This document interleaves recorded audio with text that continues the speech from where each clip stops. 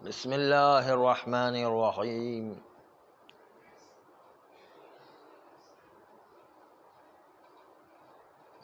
وبہ نستعین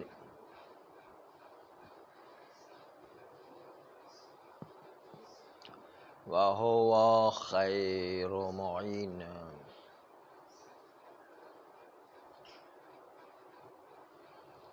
کل عرض کیا کہ عدلیہ امامیہ کا عقیدہ ہے کہ احکام تابع مصالح و مفاسد ہیں،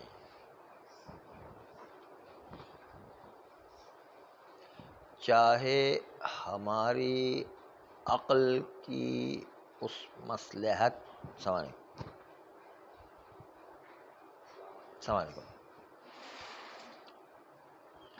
چاہے اس مصلحت پر ہماری عقل کی رسائی ہو، جیسے عدل اچھی چیز ہے، احسان اچھی چیز ہے، سچ بولنا اچھی چیز ہے، جھوٹ برا ہے، ظلم برا ہے، دھوکہ دینا برا ہے، کسی کا مال غصب کرنا برا ہے۔ ان تک تو ہماری عقل کی رسائی ہوتی ہے۔ کچھ احکام ایسے ہیں جہاں پر ہماری عقل کی رسائی نہیں ہوتی، لیکن پروردگار عالم کا لطف الہی ہے کہ واجبات شرعیہ کے ذمے ہمیں اس مصلحت تک پہنچا دیا جاتا ہے۔ نماز کے ذریعے سے معراج مومن حاصل ہوتی ہے، روزے کے لیے سپر حاصل ہوا کرتا ہے، نفس کا تزکیہ حاصل ہوتا ہے،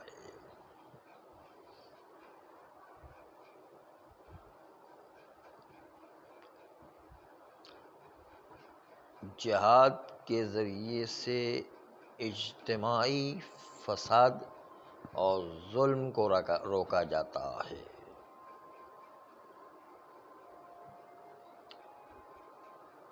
سود کے نظام کو ختم کر کے اسلام معاشرے میں ہر انسان کی برابری کا، حقوق کا، اجتماعی مصلحت نوعی کا فائدہ عطا کرتا ہے۔ تو بہت ساری چیزیں ایسی ہے جس تک ہماری عقل کی رسائی نہیں ہوتی ہے، شریعت ہمیں واجب کام کہہ کر ایک لطف الہی کر کے، ایک احسان کر کے ہمیں بتاتا ہے کہ تم نماز پڑھو اور اس سے اس کی جتنی مصلحتیں حاصل کرو، روزہ رکھو، اس سے اس کی جتنی مصلحتیں حاصل کرو، خمس و زکوٰۃ دے کر اس کی جتنی مصلحتیں حاصل کرو، چاہے تمہاری عقل ابھی تم سے کہہ رہی ہے کہ پیسے کا نقصان ہو رہا ہے، وہ نقصان نہیں ہے، وہی اصل میں فائدہ ہے، تمہاری عقل سمجھ نہیں رہی ہے ابھی اس وقت۔ اس کی ایک مثال جو ہے مولانا صادق حسن صاحب دیا کرتے ہیں کہ اس وقت آدمی باہر نوکری کرنے کے لیے آتا ہے یورپ وغیرہ میں، تو اس کی عقل یہ کہتی ہے کہ بہت پیسے کما رہا ہے، لیکن وہاں پر نماز روزے چھوٹ رہے ہیں، عقیدے میں کمزوری پیدا ہو رہی ہے، نسل خراب ہو رہی ہے، آئندہ ساری نسلیں بگڑ جائے گی، اس کی طرف انسان کے عقل کی توجہ نہیں ہوتی ہے، وہ خالی پیسے کو دیکھ رہا ہوتا ہے۔ اس کا نقصان کتنا بڑا ہے کہ پوری نسل در نسل روز قیامت تک خراب ہو جائے گی، یہ کتنا بڑا نقصان ہے۔ خالی یہ انسان اول تو اپنے آپ کو محفوظ نہیں رکھ سکتا ہے وہاں پر، سوائے اس کے کہ اپنی نسل کو محفوظ رکھے۔ نسل خالی گناہوں میں نہیں پڑے گی، اس کا عقیدہ ہی بدل جائے گا، وہ اصلاً کرسچن بن جائے گا یا کمیونسٹ بن جائے گا۔ آج کل یورپ کے اندر فضا ہی ایسی پھیلی ہوئی ہے کہ مسلمان بھی جا کے وہاں پر کمیونسٹ بن جاتا ہے، بالکل بے مذہب ہو جاتا ہے اسلام۔ تقریباً ایسے ہی ایک ٹرینڈ چلا ہوا، ایک فیشن چلی ہوئی ہے یہاں پر۔ تو یہ کتنی بڑی خرابی ہے، دیکھیں خود اپنے کو بچانا مشکل ہو تو اپنی نسلوں کو کیسے بچائے گا؟ پورا ماحول ہی ایسا ہوتا ہے تو کیسے بچائے گا؟ ظاہری لحاظ سے وہ سمجھتا ہے کہ بھائی بہت پیسے کما رہا ہوں، لیکن کتنا بڑا نقصان ہو رہا ہے اس کو نہیں دیکھ رہا ہے۔ اس لیے شریعت نے کہا ہے کہ اگر کسی ملک میں آپ جاتے ہیں، وہاں پر آپ اپنے واجبات کی پابندی نہیں کر سکتے، حرام سے نہیں بچتے، تو وہاں پر رہنا ہی آپ کے لیے حرام ہے۔ دیکھیے کتنا شریعت نے زبردست مسئلہ بتایا ہے کہ اگر واجبات کی پابندی نہیں کر سکتے اور حرام سے نہیں بچ سکتے ہیں تو آپ کے لیے وہاں رہنا ہی حرام ہے، آپ کے لیے پاکستان آنا واجب ہے۔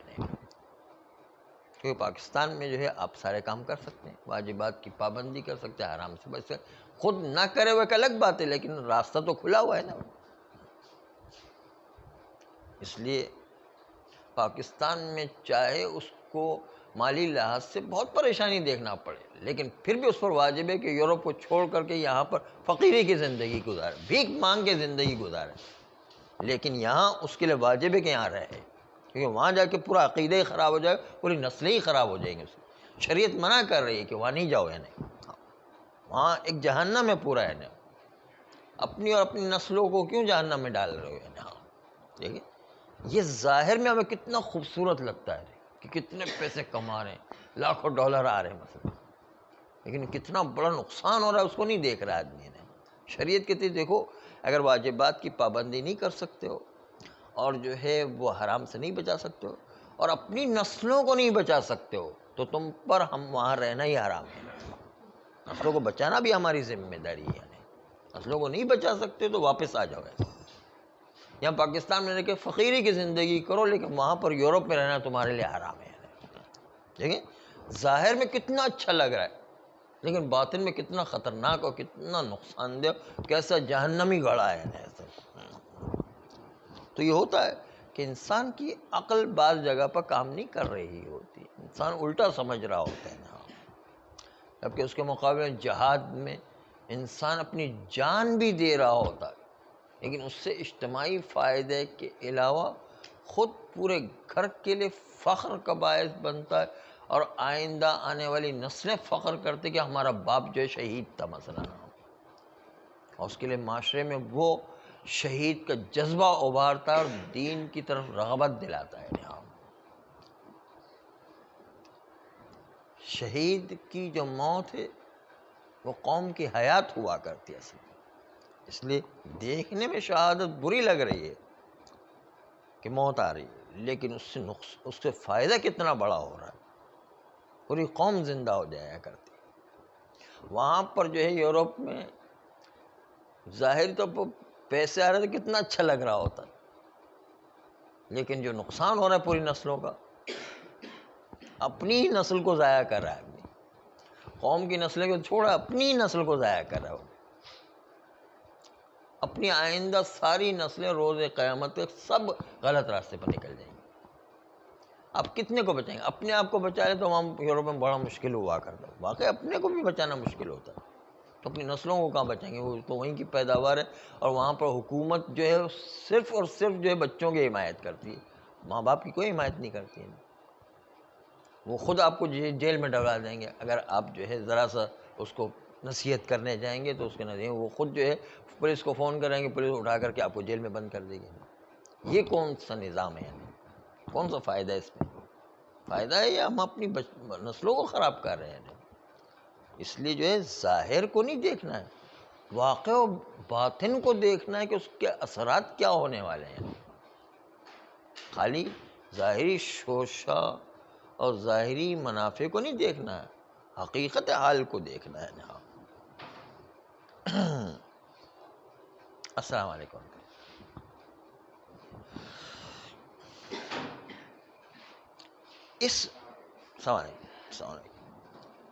اس مصلحت و مفاسد کو بیان کرنے کا مقصد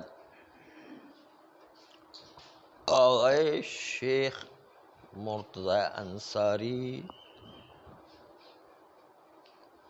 ان کے اشکال کو بیان کرنا مقصود تھا، اور اس اشکال کے جواب کو بیان کرنا مقصود تھا۔ اس لیے آپ کو مامور بہ میں مصلحت کی کیفیت کیا ہے، پہلے اس پر غور کرنا ہے۔ مامور بہ میں مصلحت کی کیفیت کیا ہے، پہلے اس کو ملاحظہ کریں گے۔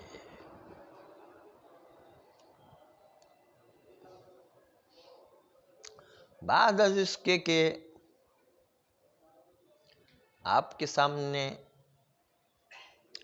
مصالح و مفاسد کے تابع احکام ہونے کو بتایا گیا،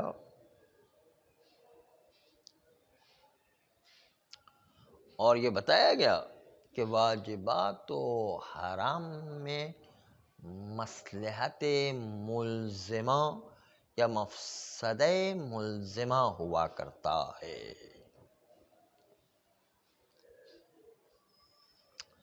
اب یہ مصلحت کو مامور بہ میں دو صورت میں تصویر کیا جا سکتا ہے، دو صورت میں تصویر کیا جا سکتا ہے۔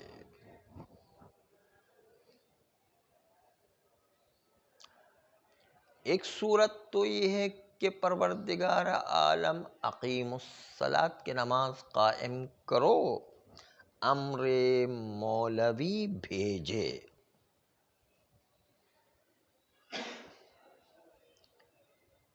اور اسی امر مولوی یہ اقیم الصلاۃ کے ذیل میں نماز سے اللہ کی غرض یہ ہے کہ آپ مصلحت معراج مومن کو حاصل کریں۔ جو بندہ نماز پڑھے گا معراج مومن کی مصلحت و غرض کو حاصل کرے گا۔ تو اصل مامور بہ نماز ہے، لیکن اس سے غرض ہر نماز پڑھنے والا معراج مومن، قربان کل تقی، عمود الدین، جتنی بھی مصلحت ہے نماز کی وہ سب بندہ حاصل کرے گا۔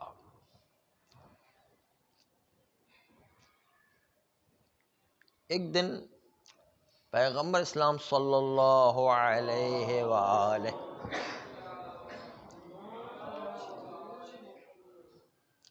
معراج پر جب تشریف لے گئے، پیغمبر اسلام کو معراج جو ہی اس میں بھی اختلاف ہے کہ ایک دفعہ معراج ہوئی یا کئی مرتبہ معراج ہوئی. ہمارے یہاں مشہور یہ ہے کہ کئی مرتبہ پیغمبر کو معراج ہوئی ہے، کبھی مکہ میں، کبھی دوسرے اور علاقے میں، مختلف جگہوں سے ہوئی ہے. اور معراج پر جاتے ہیں. اس کے بعد پیغمبر اسلام جب واپس آئے تو پیغمبر نے وہاں کے کچھ واقعات اصحاب کو بیان کیے. تو بیان کیے تو اصحاب نے کہا کہ یا رسول اللہ، ہمارے لیے اس سفر معراج سے کیا تحفہ لائے ہیں؟ اس لیے کہ جب باپ گھر سے کسی سفر پر جاتا ہے تو بچے جو ہیں واپسی پر تقاضا کرتے ہیں کہ ہمارے لیے سفر سے کیا تحفہ لے کر آئے ہیں.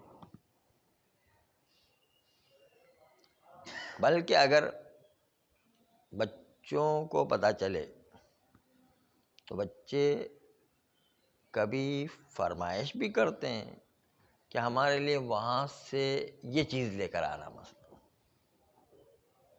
اور کسی بچے کو کوئی خصوصی چیز چاہیے ہوتی ہے تو وہ بچہ باپ کے کان میں چپکے سے کہتا ہے کہ بابا میرے لیے یہ لانا ہے، تاکہ دوسرے بچوں کو پتہ نہ چل سکے اور وہ بھی فرمائش نہ کرے. السلام علیکم. تو معراج کا سفر جب ہوا تو خالص جو اصحاب تھے انہوں نے بھی پیغمبر اسلام سے یہ کہا یا رسول اللہ، ہمارے لیے معراج سے کیا تحفے لائیں. جب پیغمبر نے معراج کے عظیم عظیم واقعات پیش کیے، سدرۃ المنتہا کو عبور کرنے کے بعد پیغمبر خدا کی ملاقات کے لیے گئے ہیں، کان قاب قوسین کے مقام پر پہنچے ہیں. تو لوگوں نے کہا یا رسول اللہ، آپ نے اتنی بڑی اونچائی کی سیر کی، ہمارے لیے کیا لے کر آئے؟ کہا جس طرح مجھے معراج ہوئی ہے تم لوگ چاہتے ہو کہ تمہیں بھی معراج ہو. کہاں یا رسول اللہ، ہم کیوں نہیں چاہتے معراج ہو؟ ہم بھی چاہتے. کہا نماز بہت اخلاص کے ساتھ پڑھو، آپ کو بھی وہی معراج ہو جائے گی. نماز کی اتنی عظمت ہے، یعنی اس لیے کہا الصلاۃ معراج المومن، مومن کی معراج نماز ہے. یعنی کہ انسان عظمت کے درجے پہ پہنچ جاتا ہے اگر صحیح طریقے سے صحیح اجزاء و شرائط کے ساتھ اور خلوص کے ساتھ پڑھے تو اس کی بڑی معراج ہے نا. اسی لیے کہتے ہیں کہ جب آپ قرآن مجید پڑھ رہے ہوں تو یہ سمجھیں کہ اللہ آپ سے بات کر رہا ہے، اس طرح کہ اللہ آپ کو نصیحت کر رہا ہے. قرآن میں اللہ آپ سے بات کر رہا ہے. قرآن مجید پڑھتے وقت یہ ذہن میں رکھیں. اور نماز پڑھتے وقت جو ہے آپ اپنے ذہن میں رکھیں کہ اللہ کے سامنے آپ اللہ کے سامنے بات کر رہے ہیں، اللہ سے اپنی حاجت پیش کر رہے ہیں، اللہ سے دعا کر رہے ہیں، اپنی جو بھی خواہشات طلب کر رہے ہیں اللہ سے نماز پڑھتے وقت. تو قرآن مجید اللہ آپ سے بات کر رہا ہے، نماز میں آپ اللہ سے بات کر رہے ہیں، اللہ سے حاجت طلب کر رہے ہیں. تو انسان کی بہت بڑی معراج نماز.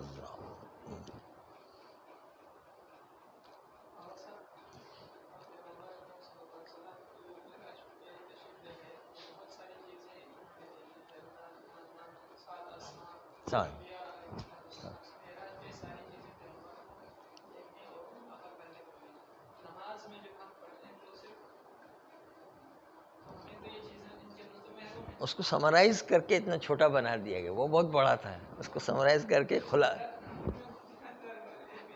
مومن کی اتنی سمرائز ہی چیز مل سکتی ہے نا. تو وہ سنبھالنا ہے، ذہن کو سنبھالنا. اسی لیے کہا کہ نماز پڑھتے ہو نماز کے اندر الحمد و سورہ اور ذکر کے ترجمے کی طرف توجہ رکھو، تاکہ اس طرف ادھر ذہن میں مستحب ہے کہ اس ترجمے کی طرف توجہ رکھے. اور جو ہے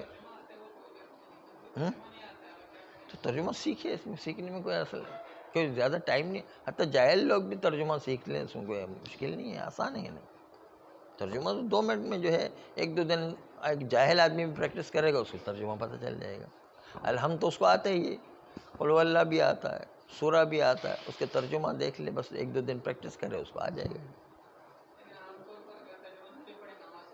نماز تو صحیح ہے.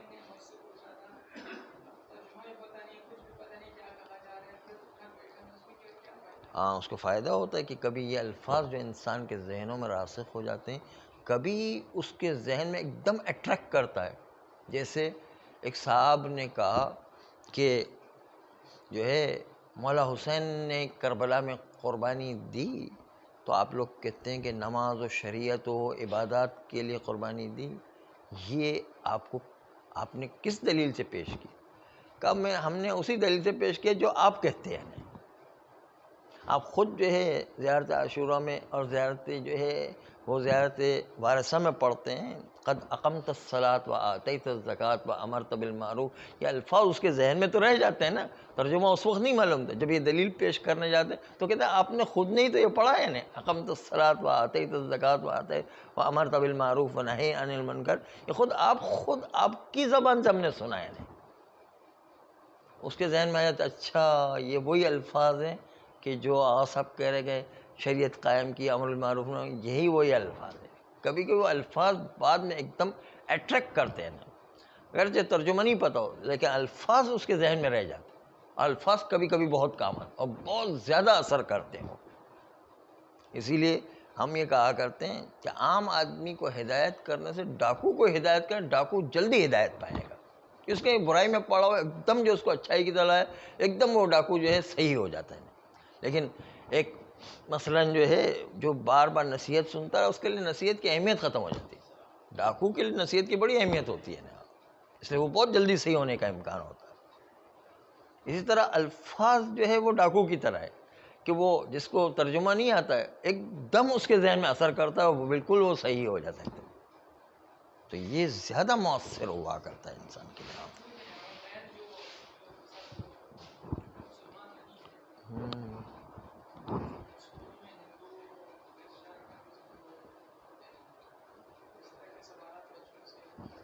صحیح بات ہے، صحیح بات ہے، ایسے کر. ہاں کوئی بات نہیں، لیکن ان کو کہیں گے کہ مثال تو پیش کر سکتے ہیں ان کو کہ بھائی یہ الفاظ بھی ذہن میں رہ جاتے ہیں، تو یہ الفاظ خود پلٹ کر کبھی ہدایت کا سبب بن جاتے ہیں. ہدایت کا سبب یعنی اور زیادہ بہتر ہو جائے. ڈاکو ہے تو بالکل صحیح ہو جاتا ہے مثلا کہ ہاں واقعی آپ نے صحیح کہا، یہ الفاظ تمہارے ذہن میں تھے یا نہیں، لیکن اس کا مطلب کیا تھا یہ اب سمجھ میں آ رہا ہے. یعنی ہاں مطلب کی طرف کبھی کبھی آدمی متوجہ نہیں ہوتا ہے، لیکن الفاظ اس کے ذہن میں رہ جائیں گے تو الفاظ سے وہ سمجھ جائے گا کہ اچھا یہ کہہ رہے ہیں. ہاں وہ لوگ مثال کو تو مانتے ہیں، مثال جو ہے اس کو خالی سمجھانے کے لیے مثال اگر پیش کریں گے تو یہ مثال ان کے لیے بھی مثال کی حیثیت سے وہ بھی سمجھیں گے نا.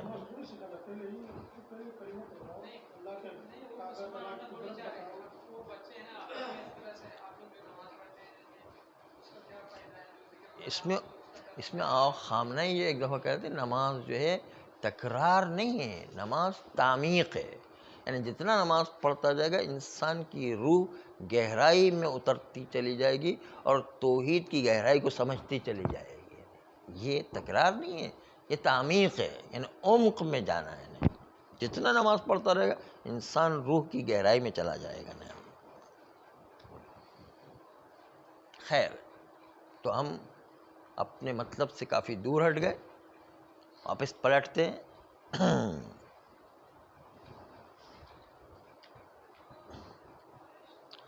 آمدم برسر مطلب کہ مصلحت جو معمور بہی میں ہوا کرتی ہے اس کو 2 صورت میں تصویر کیا گیا ہے. ایک صورت تو یہی ہے کہ نماز مامور بہی ہے، اس کی غرض معراج مومن آپ نماز کے ذریعے سے حاصل کریں گے، جو جو نماز پڑھے گا اس کو یہ معراج مومن کی غرض حاصل ہوگی۔ یہ ایک تصویر ہے امر معروف کی، امر کرنے کی۔ امر کرنے کی دوسری تصویر یہ، اگرچہ کہ یہ ہم سے دور ہے لیکن کچھ لوگ اس کے قائل ہیں کہ مأمور بہ واقعی نماز نہیں ہے، مأمور بہ واقعی معراج مومن ہے۔ وہ یوں کہتے ہیں، یعنی غرض کو انہوں نے، مصلحت کو انہوں نے مأمور بہ قرار دیا۔ یہ نماز پھر بھی واجب قرار دی جاتی ہے تاکہ امر ارشادی ہو اور آپ کی رہنمائی حاصل ہو جائے۔ اللہ آپ سے کہہ رہا ہے کہ آپ کے لیے اصل واجب تو معراج مومن حاصل کرنا ہے، لیکن اس کا راستہ ہے کہ نماز پڑھو۔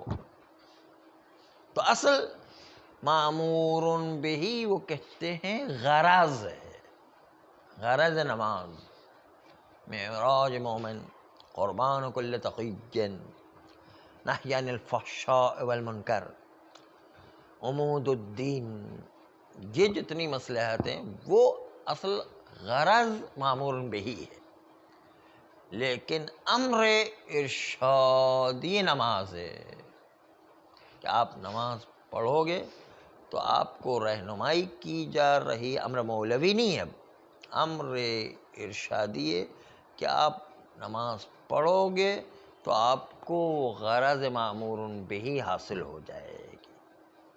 غرض اصل میں مامور بہی ہے، نماز ارشاد ہے، رہنمائی ہے اللہ کی طرف سے کہ آپ کو غرض کس راستے سے حاصل ہوگی، اس کی رہنمائی ہے۔ یہ دوسری تصویر ہے مامور بہی، مصلحت کے ساتھ ہو تو اس کو کس طرح حاصل کیا جا سکتا ہے۔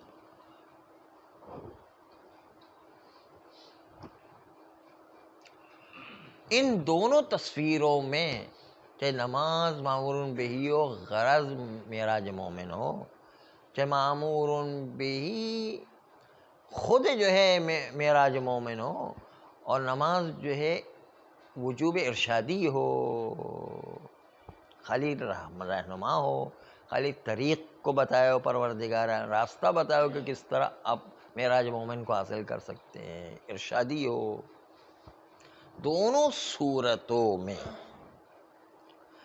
امامیہ کے نزدیک ایک مصلحت ملزمہ، اس کا عدلیہ امامیہ کوئی انکار نہیں کرتا، چاہے وہ غرض خود مامور بہی ہو یا وہ غرض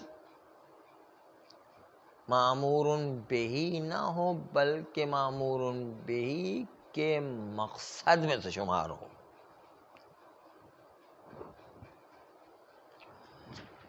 ان دو میں سے کوئی ایک تصویر مصلحت کی مامور بہی میں ہے، اس سے کوئی انکار نہیں کر سکتا۔ یا نماز کی وجہ سے معراج مومن حاصل ہوتا ہے، یا نماز مامور بہی نہیں ہے بلکہ امر ارشادی ہے، مامور بہی اصل میں معراج مومن ہے، دونوں صورتوں میں۔